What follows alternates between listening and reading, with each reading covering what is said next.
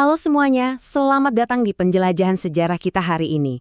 Coba deh bayangin sejenak, saya lagi pakai topi arkeolog, megang kuas ekskavasi, dan bersiap menyapu debu waktu yang udah mengendap ribuan tahun lamanya. Hari ini kita bakal ngelakuin satu penggalian yang sangat menantang ke masa lalu yang paling tersembunyi dari sebuah pulau yang pesonanya udah memikat seluruh dunia. Kita bakal bongkar lapisan demi lapisan tanah sejarah purba, turun jauh ke bawah pondasi peradaban Pulau Dewata ini. Tujuannya apa? Untuk nemuin sebuah rahasia besar. Asal-usul dari tatanan dan sistem kendali sosial yang sungguh luar biasa. Yang percaya atau enggak, secara diam-diam masih membentuk kehidupan di sana sampai detik ini. Nah, coba deh kalian lihat lebih jauh melampaui wajah modern yang biasa kita kenal sekarang. Singkirkan dulu bayangan soal hotel-hotel mewah berbintang yang berjejer di pinggir pantai, kemacetan lalu lintas, atau gemerlap pariwisata yang nggak pernah tidur. Sebagai gantinya, coba tanyakan pada diri kalian sendiri pertanyaan fundamental ini. Ribuan tahun lalu, lebih dari 2000 tahun yang lalu tepatnya, jauh sebelum nama Bali bergema di telinga para pelancong, siapa sih sebenarnya yang pertama kali menjejakkan kaki, mengklaim wilayah liar ini, dan dengan lantang bilang, ini adalah wilayahku? Siapa penguasa sejati pulau ini sebelum para raja dan pura-pura megah itu berdiri?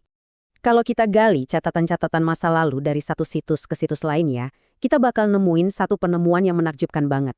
Sebuah prinsip yang tertinggal dalam jejak peradaban mereka. Bunyinya begini, mereka tidak memerintah dengan pedang, tapi dengan ritual. Tidak mengumpulkan pajak, tapi sesaji. Penemuan konsep ini benar-benar meruntuhkan cara pandang modern kita tentang kekuasaan kan. Ini ngebangun kontras yang luar biasa menarik soal gimana otoritas di dunia kuno itu sebenarnya bekerja. Kekuasaan mereka tuh nggak disebarkan lewat penaklukan berdarah, pengerahan militer, atau invasi wilayah, melainkan dijahit rapat dengan harmoni, rasa hormat yang mendalam, dan laku spiritualitas.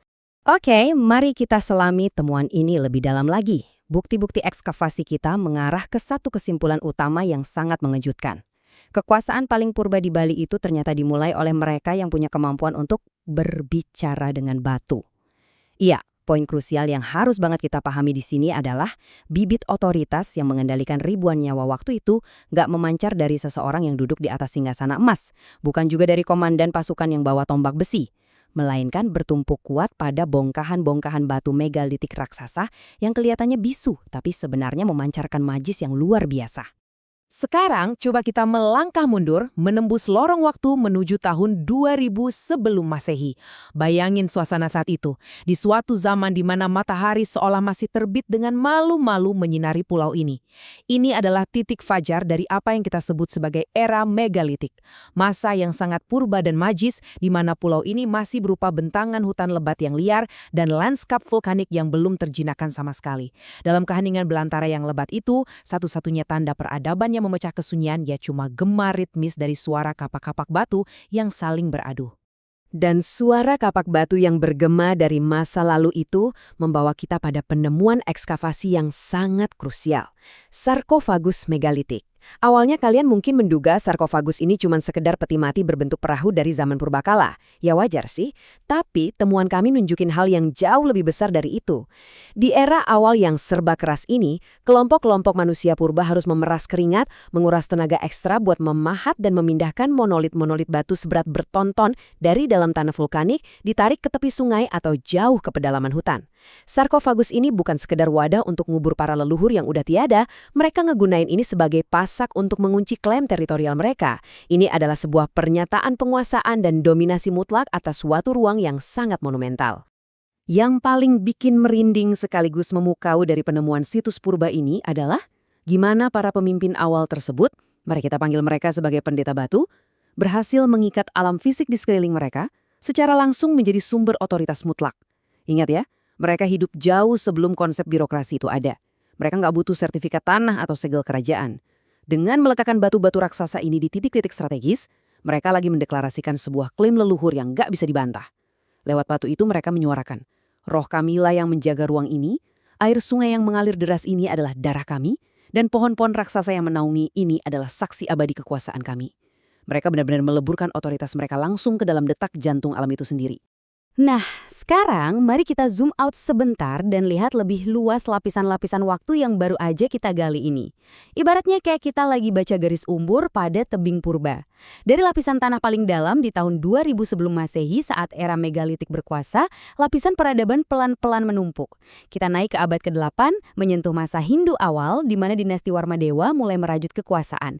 Lalu kita gali lebih ke atas lagi menuju abad ke-14, nemuin masa kejayaan dari sistem kerajaan klasik seperti Gel-Gel, terus bergerak ke atas melewati kerasnya masa kolonial, sampai akhirnya kita menyentuh lapisan terakhir, yaitu era modern kita saat ini.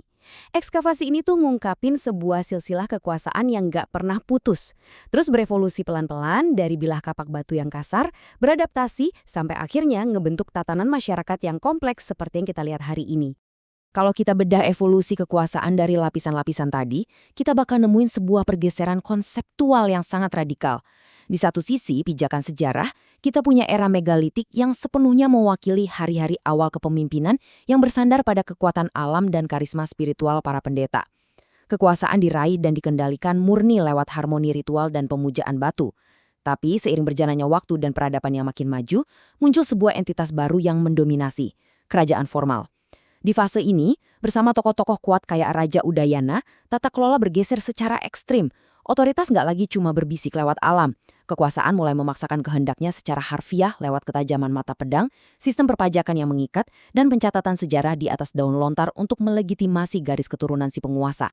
Dan ini nih, coba perhatiin baik-baik anatomi pergeseran kekuasaan ini. Sangat menakjubkan ngeliat gimana alat kendali sebuah peradaban itu bisa beradaptasi seiring zaman.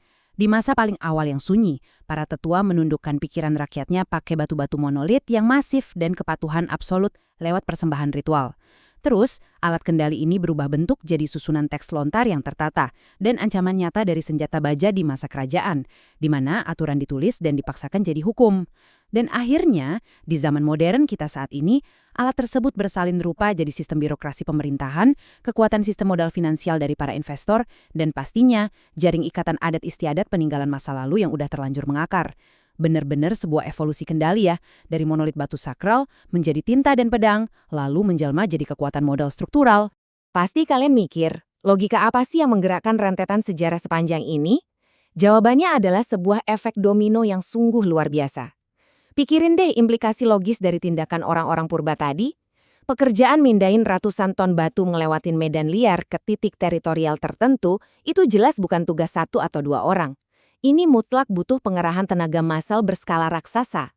Nah, kebutuhan logistik untuk memobilisasi ratusan pekerja ini pada akhirnya memaksa masyarakat purba tersebut buat ngatur diri mereka sendiri, menciptakan hierarki dan pembagian kerja yang sangat canggih jauh sebelum huruf-huruf abjad dikenal.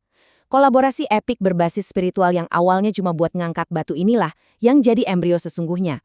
Embrio yang dari abad ke abad berakar dan mekar jadi sistem sosial tertata yang kita kenal sekarang sebagai desa adat. Sebuah institusi komunal super kokoh yang masih ngatur ketat nadi kehidupan komunitas di Bali sampai detik ini. Temuan ini secara brilian menghubungkan masa lalu yang seolah udah jadi debu kering dengan denyut nadi dan tarikan napas kehidupan di hari ini. Kalau kita cermati kata demi kata dari narasi sejarah tersebut, kita disadarkan kalau warisan tak kasat mata dari para pendeta batu era megalitik itu nyatanya belum mati terkubur. Sama sekali enggak. Ketika kita bergotong royong membersihkan sungai, ketika kita larut menari di halaman pura, dan ketika kita secara insting merasa kuat bahwa ruang dan tanah ini sungguh punya Tuan, sesungguhnya itu adalah bisikan abadi dari mereka. Kekuatan kuno, hukum tak tertulis dari batu-batu raksasa masa lalu itu, secara bawah sadar terus menyala hidup, memandu harmoni sosial, dan ngatur laku spiritual masyarakat di pulau ini setiap harinya. Sebagai penutup dari ekskavasi seru kita hari ini, saya pengen memutar lensa sejarah ini dan ngarahinnya kembali langsung ke kalian.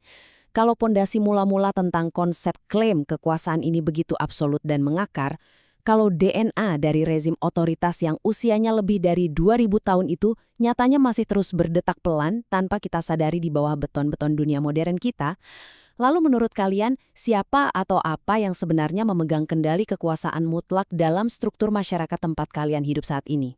Apakah itu figur-figur jasmani yang terlihat secara formal menduduki kursi-kursi pemerintahan sekarang? Ataukah jangan-jangan ada sebuah kekuatan historis tak kasat mata yang udah ribuan tahun menancapkan cengkramannya di alam bawah sadar kita? Ini jelas sesuatu yang sangat patut dan menarik buat kalian renungkan lebih jauh ya. Oke, terima kasih banyak udah ikut megang kuas dan menggali debu-debu sejarah bareng saya hari ini, dan sampai jumpa di penjelajahan seru kita berikutnya.